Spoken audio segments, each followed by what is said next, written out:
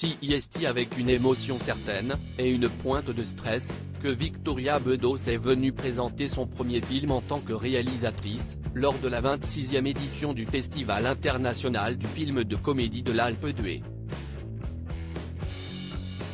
Le 17 janvier 2023, la jeune cinéaste de 37 ans a effectivement projeté, à la grande salle du Palais, La plus belle pour aller danser, qui est en compétition, et dans lequel on retrouve avec bonheur Philippe Catherine, Pierre Richard, Firmin Richard ou encore Guy Marchand. Ça a été un gros trauma. La projection s'est terminée avec un tonnerre d'applaudissements et un fond sonore signé Sylvie Vartan.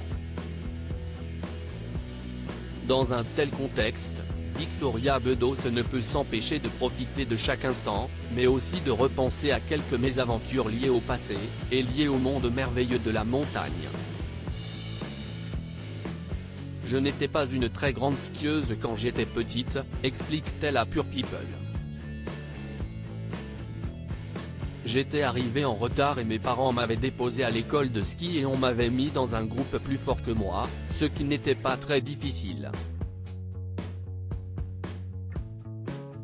Et en fait j'avais perdu mon groupe et la neige a commencé à tomber.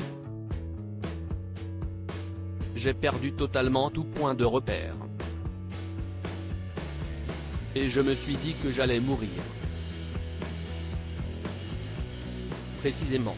Et là, je me suis retrouvé sur une piste noire que je ne pouvais absolument pas dévaler avec les skis. J'ai enlevé les skis et j'ai tout fait sur le ciel. Et ça a été un gros trauma.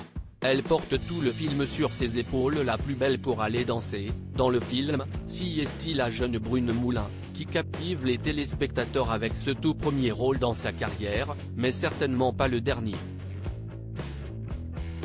Elle porte tout le film sur ses épaules, rappelle Victoria Bedos. Pour découvrir cette comédie rafraîchissante, qui joue avec les genres, les âges et les méandres de l'adolescence, rendez-vous au cinéma, en salle obscure, dès le 19 avril 2023. Propos recueillis par Johan Turi. Toute reproduction interdite sans la mention de Pure People. Comme